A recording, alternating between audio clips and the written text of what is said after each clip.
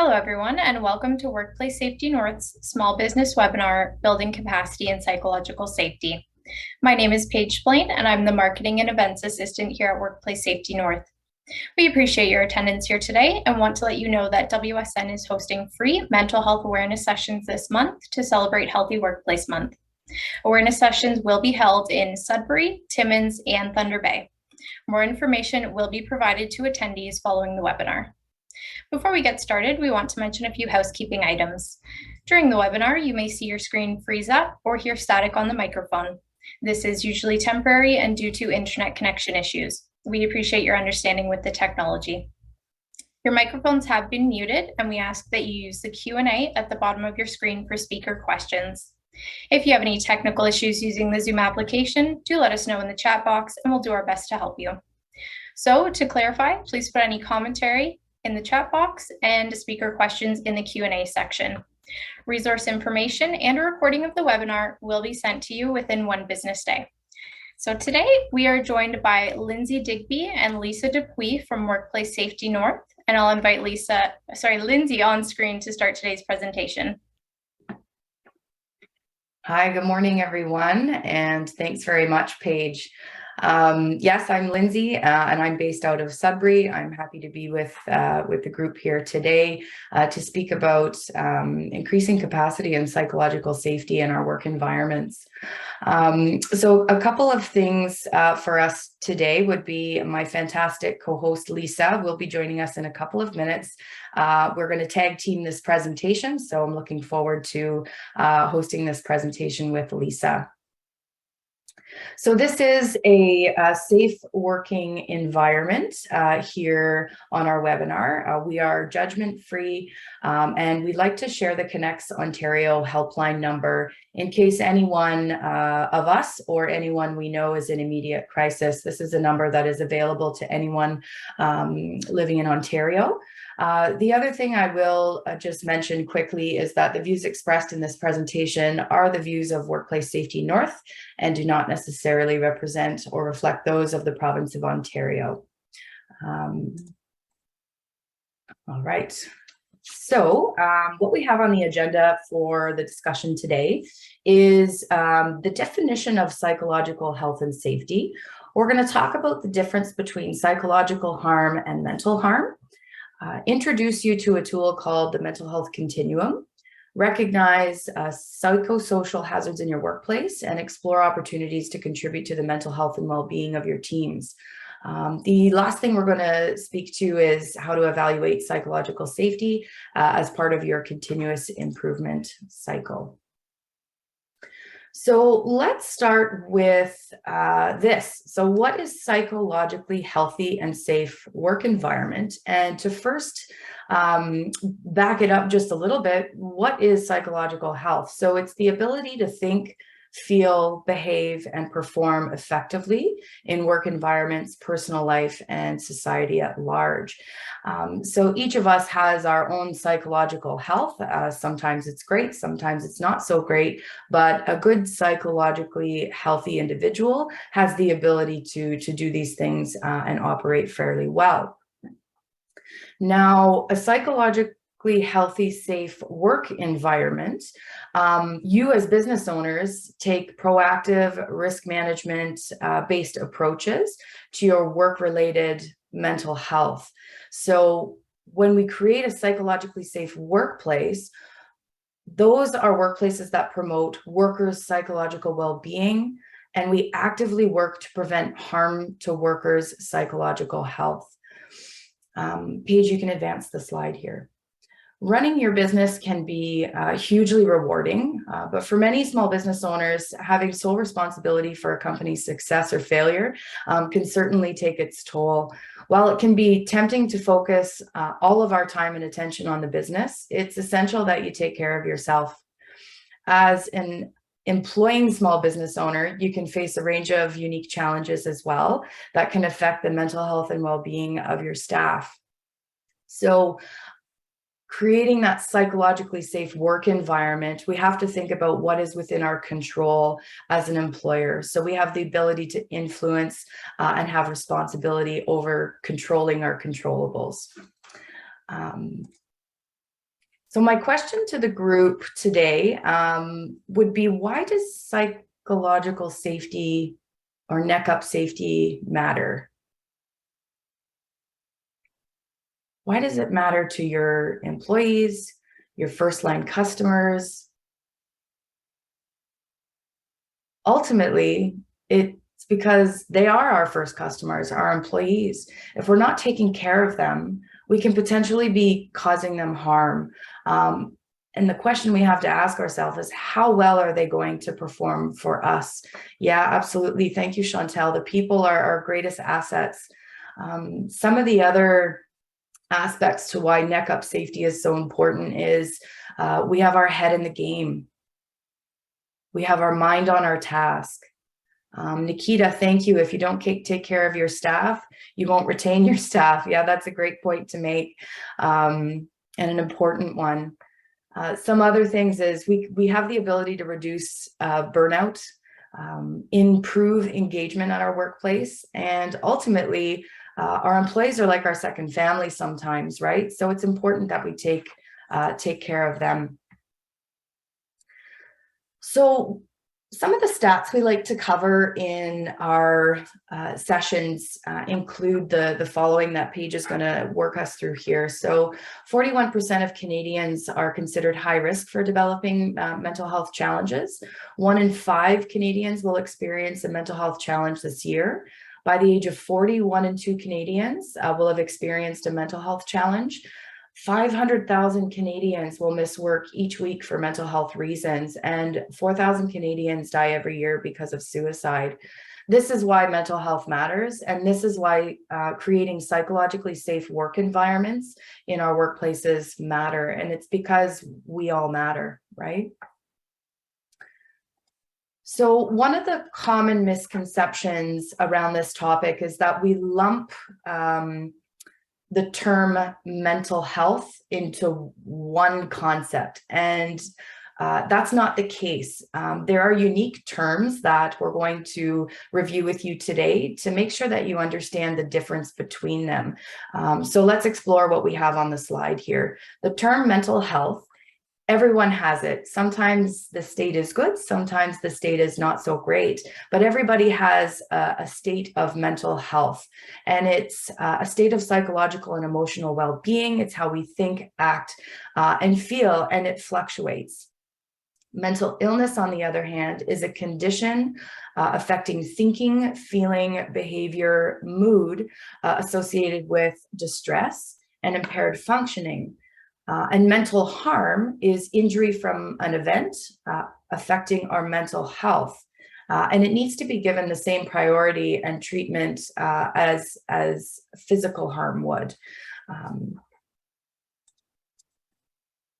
Now, when we look at mental illness, physical illness is diagnosed by a medical professional. Sometimes you're on a treatment plan, and sometimes you need medication to feel better. Like diabetes, for example. If we look at mental illness, it is also sometimes diagnosed by a medical professional. You are also on a treatment plan, and sometimes you need medication to feel better. We don't choose to be diagnosed with a mental illness, just like we don't choose to be diagnosed with diabetes.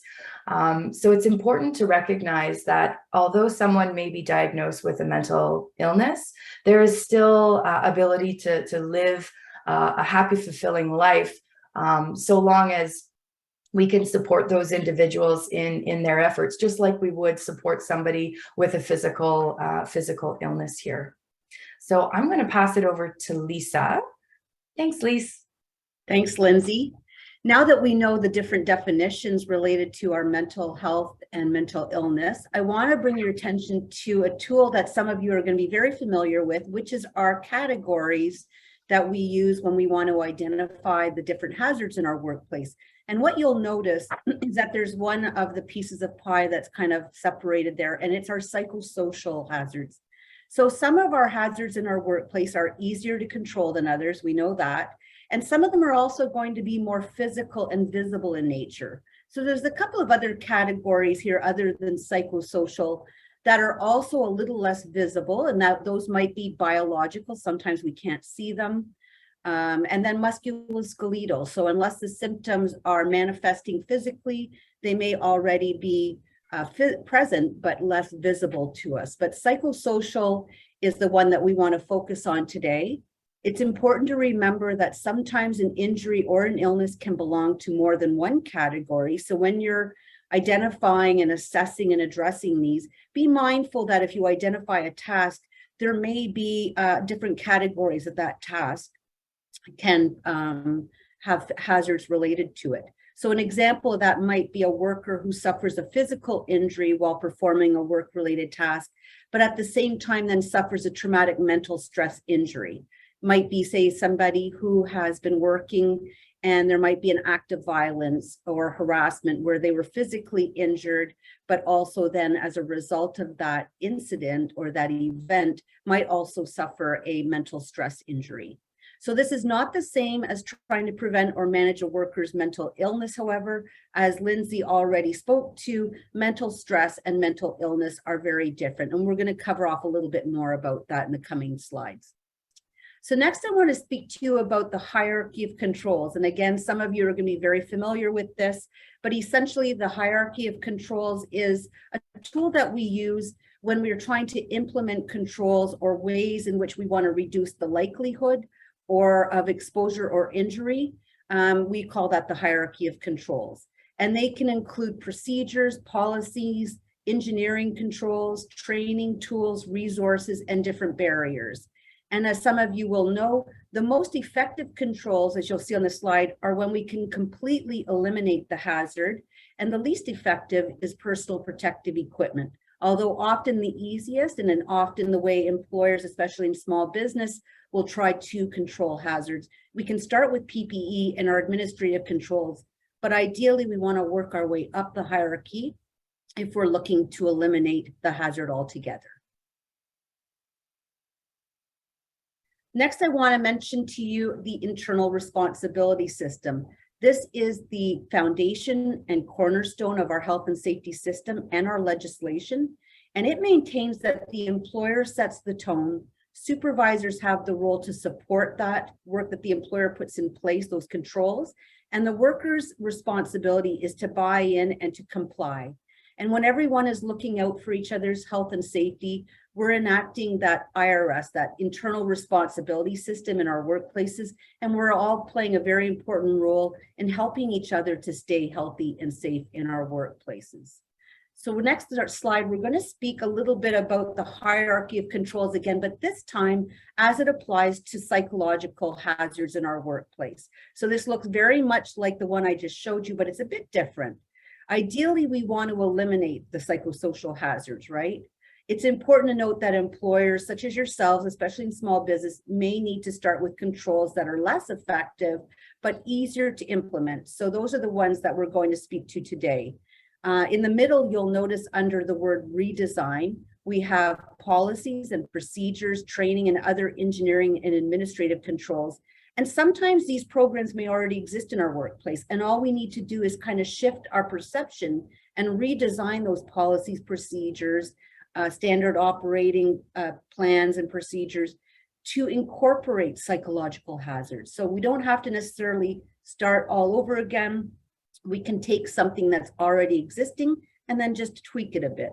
But before we put those controls in place, we need to first identify and look at the factors or the risks from a company standpoint that could be placing our workers at risk of a psychosocial hazard.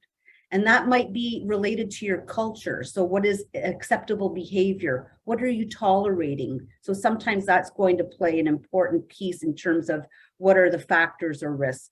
Education and training opportunities around respect and civility.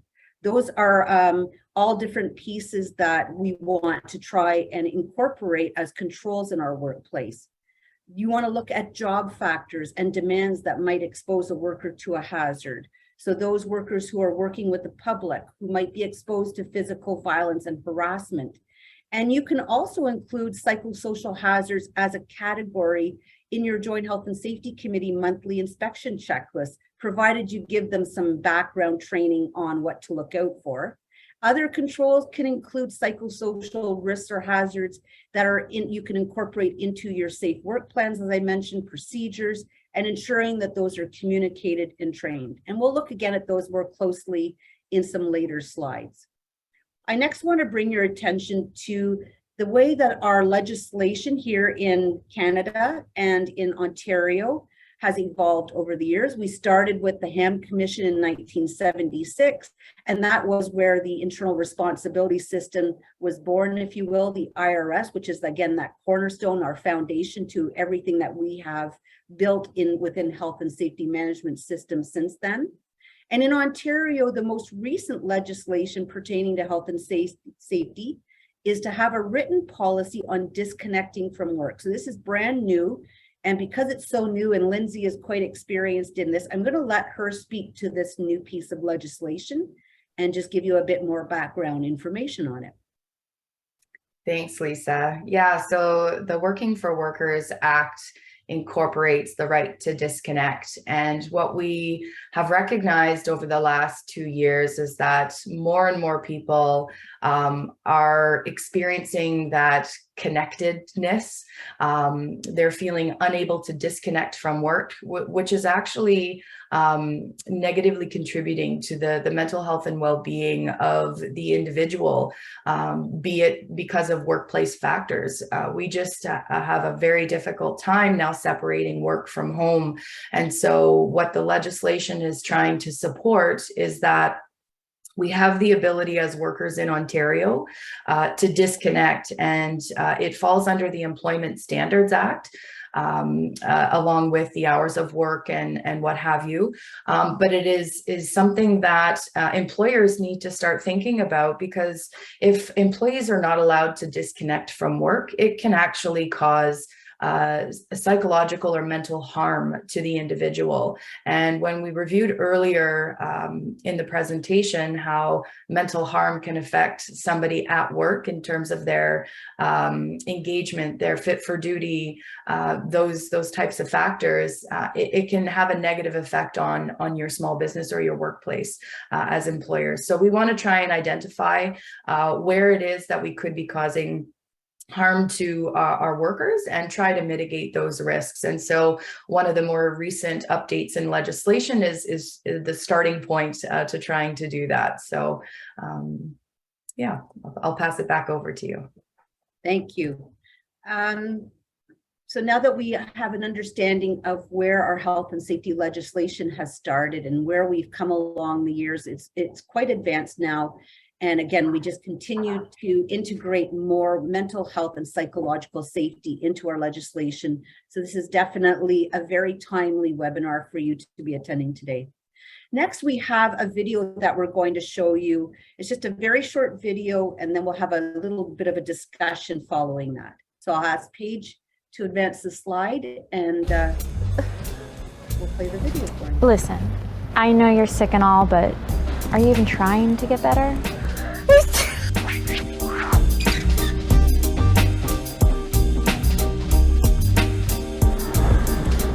Hey, look at it this way. There's plenty of people out there that have it worse off than you do. You need to stop focusing on all the bad things in life and just try to enjoy it. It's all in your head. I don't think you need to be taking medication every day just to feel normal. Don't you think it's changing you? Listen, you really just need to suck it up. Like, everybody goes through this and you're just feeling sorry for yourself. Why don't you just go to the doctor? I can't. My insurance doesn't cover the flu. Oh, shit. Steven! Hey man, that's broken. You need to see a doctor. Seriously, I'm fine. I can get better on my own.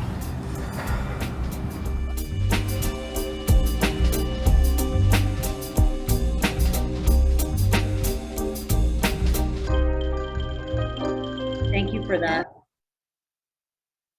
So I guess the question to you all is, would we ever tell a diabetic that if they don't need to take their insulin to get over it, to suck it up? So I guess the video is just reminding us that it's time to flip that script and start thinking about mental illness in the same way that we do physical illness in the workplace. People don't choose to have it, so why do we continue to stigmatize it?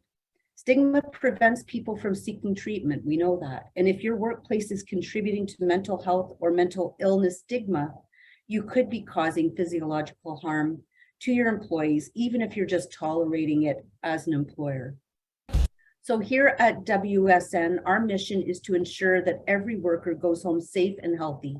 We believe it's time to focus on health in health and safety.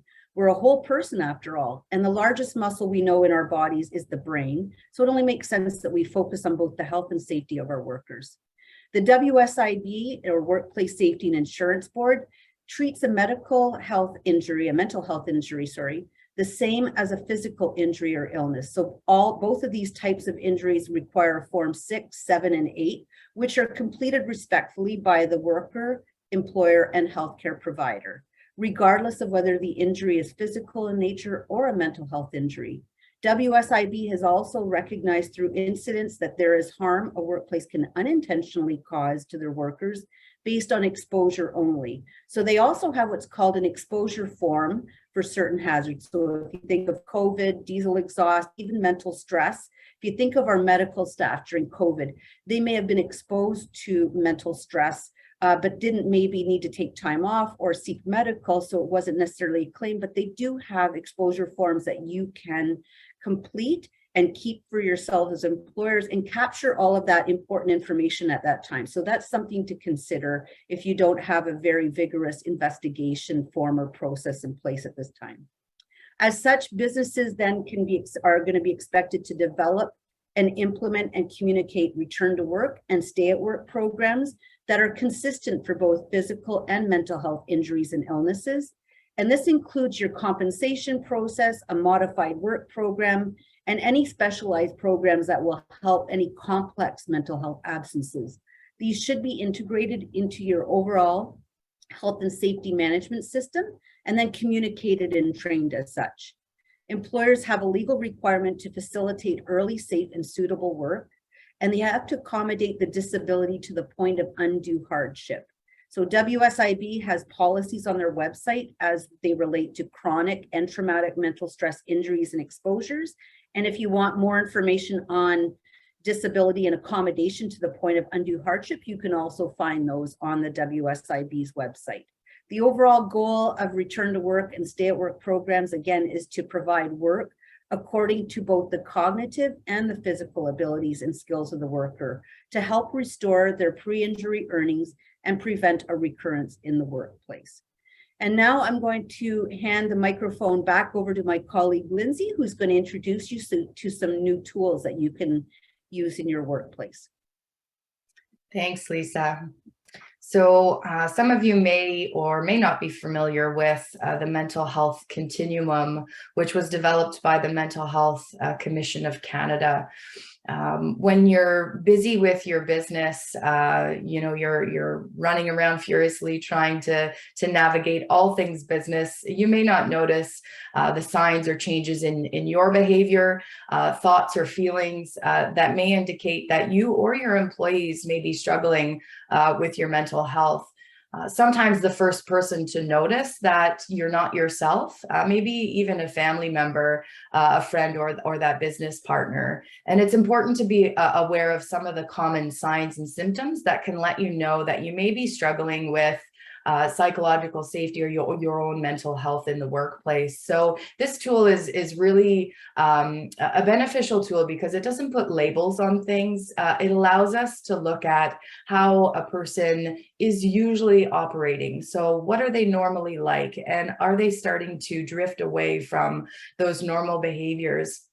And have we taken notice? So some of the early warning signs, if you're operating in a healthy zone, the signs and indicators for that would be normal fluctuations in mood. You can concentrate, you can focus, things are rolling and you're rolling with the punches as they're being thrown at you.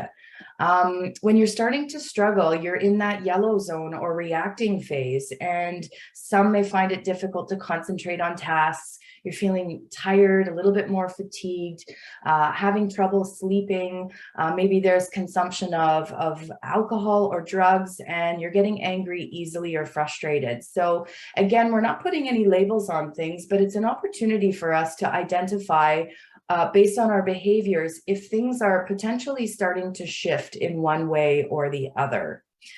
So that's a kind of a quick introduction of the mental health continuum. And what I'd like to do now is put it into action. So we're going to go on a bit of a road trip. So Paige, if you want to humor me and advance the slide here, we've got the continuum in action.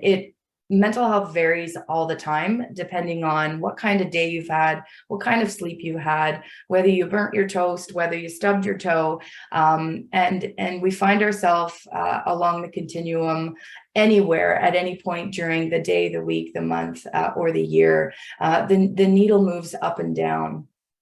So as we start a road trip, if you'll humor me and come along, think about it this way. So we get into the car, we are ready to go. We've got our phone is charged up. We've got a feeling of excitement because we're excited about this road trip we're about to take. We've got snacks, we've got drinks, and our gas tank is full of gas. Paige, let's go ahead and move to the next slide.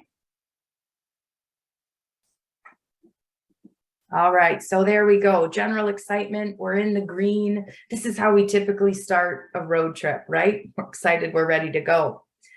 So as we drive, this is where things can start to shift. As we're driving, we're eating our snacks, we're drinking our drinks. The music is on repeat, so we're starting to get a little annoyed. Our gas tank is starting to go down, and the phone and the tablet or whatever it is, the battery is starting to get a little bit lower. So the next phase of this journey, we're starting to feel those irritable feelings, right? We're now operating in that yellow zone where we start to feel some of those reacting behaviors. So what's the next step? Do we stop and refill? Yeah, for sure. What we should do is refill our drink cups, refill our snacks, gas up, take a bit of a stretch break, because we've noticed some of those signs and indicators along our trip that are identifying that maybe we need to take a stop, right? So now that we've done that, we're back on the road again and we're operating in the green and the kids are napping in the back seat. So that's a healthy green zone that we're in. So we just want to get to our destination now. And we've decided to push past through our empty snacks. Our gas tank is getting lower and lower and lower. Now, sometimes we can continue on to the point where we're operating in that orange zone. And sometimes you get some pretty significant signs and indicators.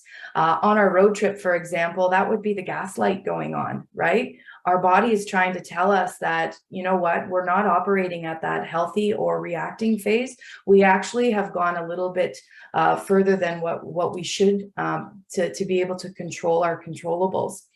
The kids are fighting, the tablet batteries are dead, and everyone is sore and tired of being in the vehicle. So we all know how that feels. And we decide, you know what, we just want to get to our destination.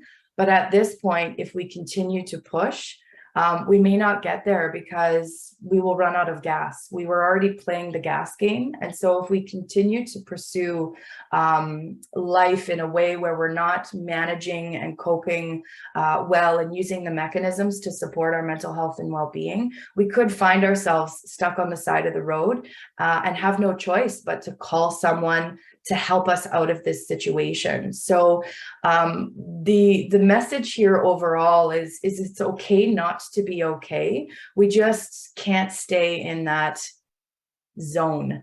And if you do find yourself pulled over on the side of the road with no gas, and all you can do is call someone for help, that's okay too. Because with the mental health continuum, the nice part about this is that we can always bring ourselves back to that healthy phase, depending on the steps that we allow ourselves to walk through. And that may be calling someone for help. The message on the screen here as well is an important one. Self-care isn't selfish, and I have tried every day to live by this. It's difficult though, but take that time, make sure that you're contributing to your mental health and well-being outside of the workplace. And as employers, we have to make sure that we're not creating an environment where we could be causing harm to our workers based on what we're asking them to do. So the continuum, again, just to recap, is we fluctuate, right? It's okay not to be okay. But if we find ourselves stuck, we need to change our course of action. And below the continuum colors that you see on the screen here are various actions that you can take at each phase of the continuum. Now, it will be a little bit different for each and every one of us, and it'll be different for each and every one of your employees as well, as to what contributes to their mental health and well-being. But ideally, we want to encourage maintenance strategies, being proactive if we're in the reacting zone, encourage early intervention. So if we're starting to recognize that our employees are struggling quite a bit, we can suggest those early intervention strategies. And then, you know, if someone does find themselves in that ill category, it is okay, but this is where professional support may be required in order to support the individual a little bit further. All right, so I've spoken to this a little bit already, but the continuum is a great tool, not only as a person who's using it professionally, but you know, in your home life as well. So it's a great tool to understand yourself and your perceptions, considering how your actions may affect the well-being of others. And it's also an opportunity for us to recognize maybe what's different or what's happening in others' lives and how those interactions can have an influence not only on us, but on your customers, for example. So always think about where are they and where are you? Now, leadership have really the most influence on the culture outcomes of a workplace, but the employer really does set the tone. And a psychologically safe leader is about doing no harm to the psychological well-being of employees in and out of the workplace as best as they can. As leaders, we are contributing to a psychologically safe workplace. This is a question, you know, we often challenge our supervisors and our leaders in organizations with, you know, how are you contributing or how are you promoting psychological well-being, and how could you possibly be contributing to mental harm in workplaces? Once we start to identify the factors that we may be having our workers do or exposing them to that can cause psychological harm, when we know better, we can do better. So we can put some of these mitigation strategies in place based on what the environment is. Now, one of the ways that we can start to identify psychological or psychosocial hazards in the workplace is by leveraging this circle of influence. And this is a process that I love to talk about, because being a psychologically safe leader, setting the tone for our businesses, can influence and contribute to the mental health and well-being of our workplace. But it's important to have awareness and understanding as well. So when we look at this circle of influence, being aware of who is influenced by your words, your actions, and how are you influenced. So things like the tasks we're asking people to do, the pressure we're putting them under, the workload that we're assigning them. Are we giving clear expectations, and how do we communicate, and how do they like to be communicated to? So being aware of these things regarding your team will give you a better understanding of the legitimate needs of the individuals. What are their interests? What are their points of view? And what impact will what we're asking them to do have on them? And is there a way that we can come to a level of understanding where how we communicate, how we assign tasks.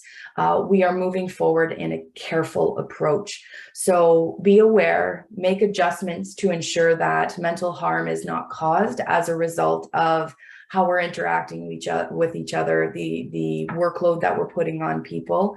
So this concept is really to be utilized when we think about that continuum as well, the mental health continuum, and where one might be on it, and where our employees might be on it. So again, when we get to know our people a little bit better and how we can influence their mental health and well-being at the workplace, we can put strategies in place to do a little bit better. And ultimately be a little bit kinder at the end of the day. So I hope the continuum was a useful tool. Lisa's going to launch us into some of the factors here that other ways that we can recognize psychological or psychosocial harm in the workplace. Thanks, Lindsay. And something I wanted to maybe throw out to all of you is that circle of influence is a great exercise to help you as the employer identify some of those psychosocial hazards in your workplace. We recently conducted the same exercise with some of our own staff here at Workplace Safety North, where we asked them to go out either in the workplace or maybe after work. Maybe you're at the rink with the kids or you have other activities going on, and just kind of be aware and observe interactions between different people and whether there are careful conversations that are happening and there's carefulness, or whether you're witnessing any carelessness. And I think we all have an opportunity to just become a little more aware and observant of what's going on around us, and then identify how and what types of hazards, psychological hazards, might be present in our own workplaces, just in our everyday interactions. So it's a great way to get your employees to participate and buy into recognizing the different hazards. So the CSA standard here that you see on the right is called the Psychological Health and Safety in the Workplace Standard. This is a CSA standard that was launched in 2016. It's a great resource. If you have the opportunity, I really encourage you to download it. And within that standard, there are 13 factors that are identified as having a direct impact on the psychological health and safety in your workplace.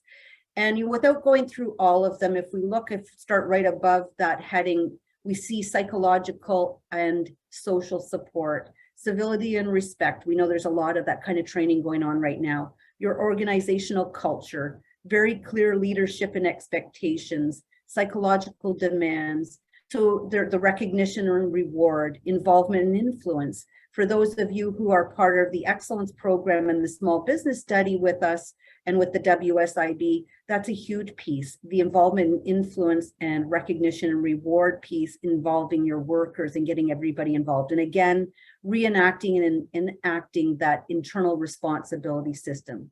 So these 13 factors, if any of them are lacking from your workplace or absent, this is a definite potential where you're causing mental harm to employees at varying degrees in the workplace. So much like safety hazards can cause us physical harm, recognizing these psychosocial hazards in your workplace will obviously help us create more psychologically safe workplaces, and in turn, positive health and safety cultures, because we want that as well. We want people to be excited about coming to work. We want them to feel like they're being supported. And I'm sure you're all doing a great job of that already.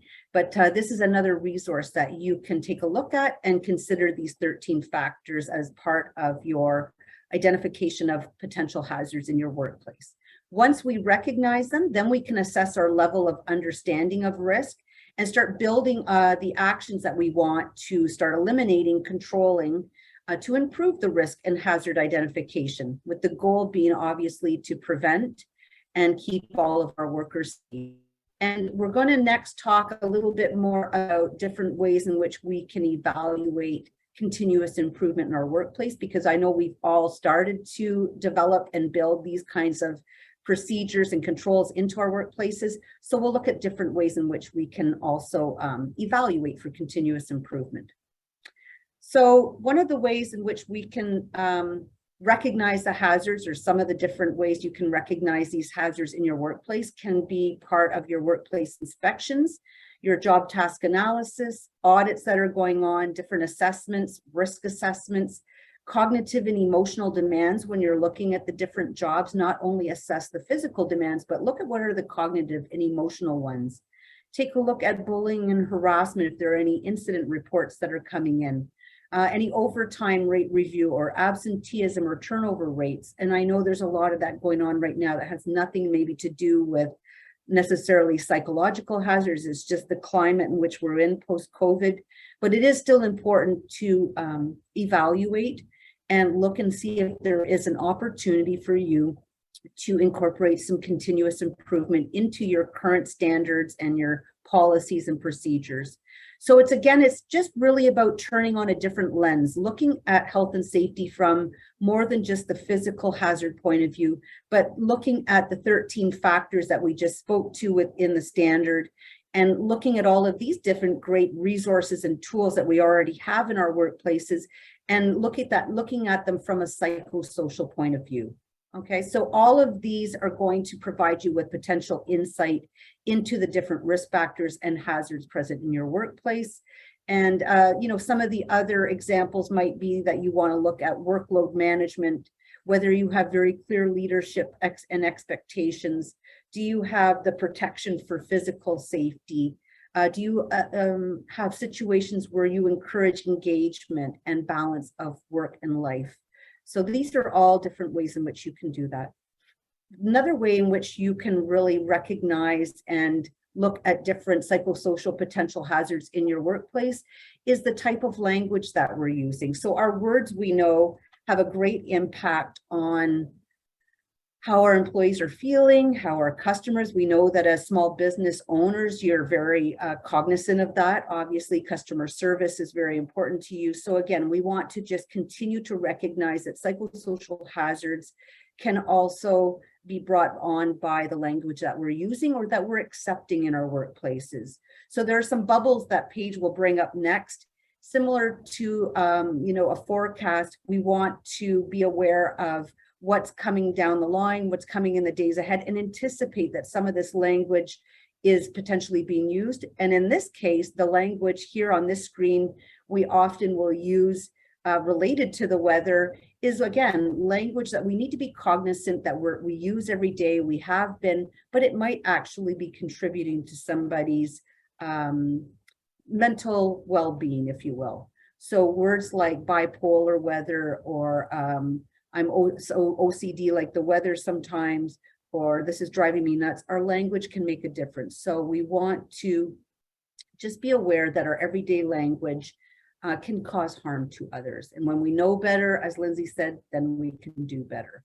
So we have some other examples on the next slide of stigmatizing language versus respectful language. So again, this is stuff that I have to remind myself of every day because it becomes so commonplace that we really don't even think about it. So we need to take the time to be cognizant of the language that we're accepting and that we're using in our workplaces. So I'm not going to read out all of the stigmatizing language, but we definitely want to try and shift that to more respectful language. So different words that we can use, including bother or annoy or frustrate instead of the word crazy, or instead of substance abuse, we might refer to substance use instead, or a substance use disorder. Instead of calling somebody an addict and labeling them, we might instead use words such as they're in recovery. So again, just being more careful and being more mindful is going to help us as different ways in which, different controls, different ways in which we can implement psychological safety in the workplace. So going back to the hierarchy of controls in the next slide, we always have a choice with our own language and our own perspective. We may not be able to shift or control those of others around us. However, we do need to be mindful of our circle of influence, as Lindsay spoke to, and how our words can affect others. So we can take small steps as a small business owner to encourage and educate our workers. And as the employer, we can start to look at ways we can design the work to not create harm. Other potential factors that you may want to consider, again, are that might be causing potential workplace harm, include long working hours and shift work. We know sometimes that's unavoidable, but at least be cognizant of it as being a potential contributing factor. You know, are people getting the regular breaks that they need or not? Do people feel rushed versus not feeling rushed? So there's a lot of different contributing factors here, and we will make sure that you have a copy of this slide deck. So there's no need for you to jot stuff down now. You'll have a copy of this that you can work from, but these are definitely opportunities for you to capture and maybe get some feedback from your employees on potential contributors that are affecting their mental health state. And next, we're going to have Lindsay speak a little bit to some tools that you can use to contribute mental well-being in your workplace. Thanks, Lise. Yeah, so we're coming to the section of the presentation where we start to integrate a little bit of the how do we recognize and how do we control. So I want you to think about, as employers, using the tools that you already have and that you're already using, like Lisa mentioned earlier, but starting to think a little bit differently about where hazards can make their way into the workplace. So the language we use, our civility respect policies. We can also leverage the various 13 factors in the CSA standards. So the lack of any of these could also present a challenge or a hazard in the workplace. One of the other very useful tools for employers or supervisors alike would be having one-on-one meetings with your team to get to know, that practice that circle of influence, understand, what may cause harm to the individual, what they accept and tolerate at your workplace, and building knowledge and supports around creating those respectful environments for all workers. So there will be some more resources provided to those attending in the webinar in the near future, but a great way to start to get to know your team, to develop that rapport and create psychologically safe workplaces is start with a one-on-one check-in sort of template. Some of the things I did want to mention here as well are in terms of controls when we're talking about psychological safety would be the proactive versus reactive. So proactive, thinking ahead of the game, trying to catch those hazards before they become issues, would be, as previously mentioned, one-on-one meetings, coaching, or check-ins. And Paige is going to bring up the list on the next slide here. But we also have things like flexible work arrangements, respectful workplace policies, peer support groups, mental health days versus sick days. And I'm sure we can think of some other ones. And then, sometimes we do still have to have those reactive controls in place, like short-term disability benefits if somebody does go off on a work-related mental stress. Modified work arrangements, something's already happened to the individual, whether it be work related, that we have to modify those work arrangements for them. So it's still important to have these. And then controls stemming from incident investigations, and then making sure our emergency response plans are updated with the psychosocial risk factors and hazards, and we're protecting our people from those emergency situations. Some of the other things that I'll just put out there for other options would be EAP programs, violence harassment policies and programs, which are legislated in Ontario, healthy promotion activities. As employers, we have a duty to protect the psychological safety of our workers and need to recognize where work may be causing mental harm, and then work to reduce or eliminate those hazards. So I'm sure we can think of a few other ones to add to that control list, and they will be expanding over time. But those are just some more examples there of various controls. And as I mentioned, you'll get some additional resources. For your support networks, if you or an employee really is feeling like help is needed, you can talk to somebody you trust. These are also suggestions that you can offer to your coworkers. Another option to support someone is the Are You Okay framework, which we'll cover on the next slide here. And Paige, we won't show the video, but we'll go to the next slide after that. The Are You Okay framework can be used when you see an employee that may not be themselves. It really goes a long way to understanding how you as employers can support your workers' well-being.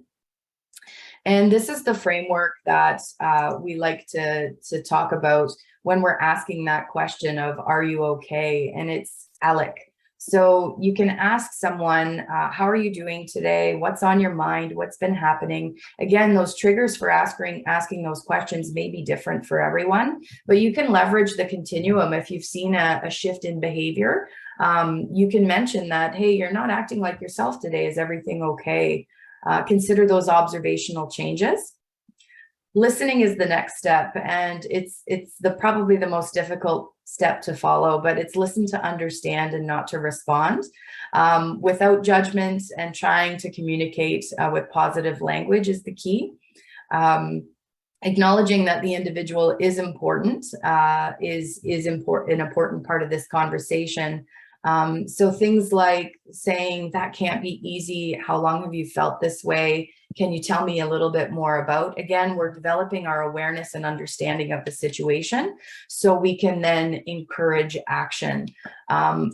Remember, we're not trying to solve the individual's concerns or problems here. I want you to think about a time when you were trying to make a big life change. You were changing a diet. You were trying to quit smoking. You were trying to start a new exercise routine. Was it really helpful if someone told you what they did or they wanted you to do? For me, it was very unsuccessful, right? But one thing we can do here is think about saying, I want to support you. Let's talk about how I can help you. What's worked in the past? What do you need from me is really great questions to ask the individual, again, so that you can encourage them to develop their own plan and take action for themselves. The last step in this are you okay conversation really is about checking in later on. So the individual may not feel comfortable to have the conversation right away, or maybe they have said, I want to pursue, or I need some help. Following in and checking in is really important. So sometimes I have to put reminders in my calendar to be able to remember to do those things. But don't forget to follow up, see how they're doing, if there's any additional supports that we can provide to the individual a little bit later on. So again, just to recap the are you okay pieces here, things you should ask yourself is, are you ready? Are you in a good mental space? Paige, if we can advance the slide here. Are we ready to start that conversation with our workers? So are we ready? Am I in a good headspace? Am I ready to listen to the individual? And can I give as much time as needed? Sometimes these conversations are not just quick, hey, how are you doing? They're a little bit deeper than that. So make sure that you have the time. Am I prepared is the next question that you should ask. So again, based on your awareness, knowledge, and understanding of the individual, they might say, no, I'm not okay to have a conversation, or I'm not okay. So are you prepared to sort of pursue the next step or help the individual through the encourage action piece to go to the next step?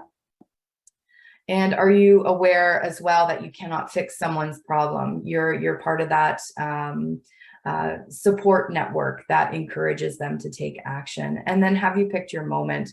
Having a mental health conversation, it's important that you select a comfortable private location, a good time to chat. You know, don't be ready to head out the door in 5 minutes from now if somebody's ready to open up with you, and make sure you have enough time assigned to the conversation. So that's sort of that are you okay framework that hopefully will give you, again, another tool in your toolbox to help you become a little bit more aware of how you can handle a mental health conversation in the workplace. And I'm not going to spend a whole lot of time on this slide, but we can look at it in terms of race. So for those who participate in the excellence program or the small business excellence program, you're probably very familiar with race. So recognize, assess, control, and evaluate. And what's nice is that framework, ALEC, falls nicely into the recognize, assess, control, and evaluate categories. So it's a nice, easy flow diagram there for us to understand how we continually need to sort of go back and recognize where there may be some challenges or hazards in our workplace, have the conversation, assess, control, and then evaluate again as our follow-up. Great, thank you, Lindsay.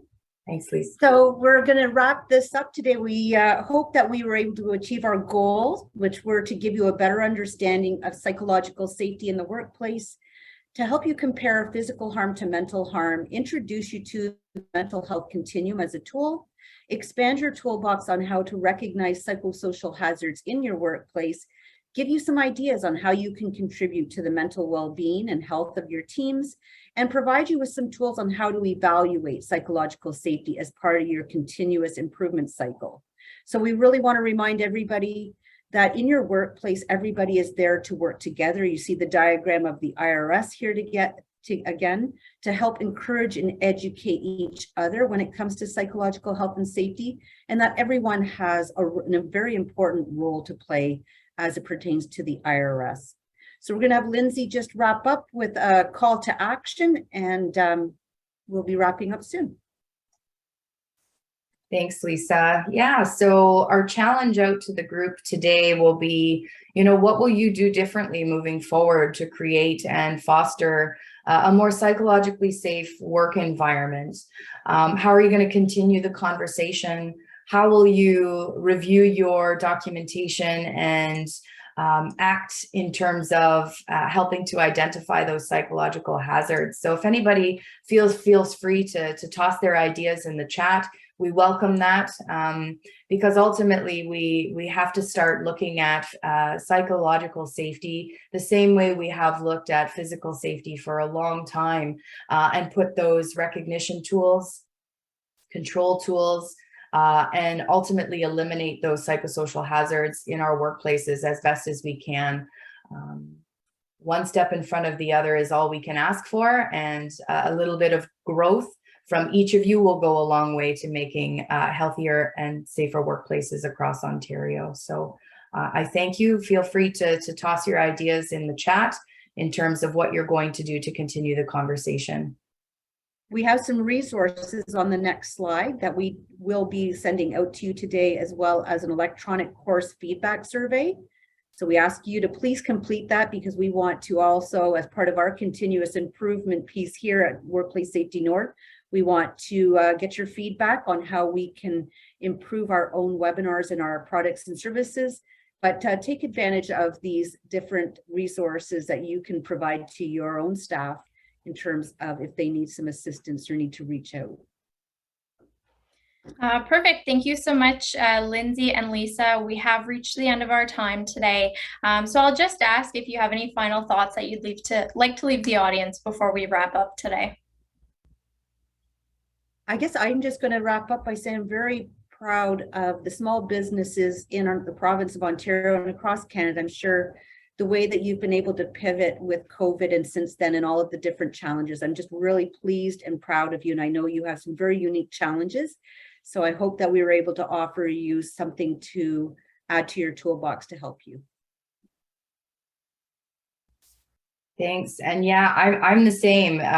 This is a hazard like any other hazard in our workplace. So I would really encourage everyone in those health and safety positions, employer positions, anybody who's attending this webinar and beyond, who's going to watch it later on, just try and tackle one thing at a time. And the CSA standard really gives some insight into, where we can start to make some inroads. And so if you haven't downloaded it yet, it's a free download from the CSA website. I would encourage you to do so, but just keep putting one foot in front of the other, and let's continue to make psychologically safe workplaces across Ontario.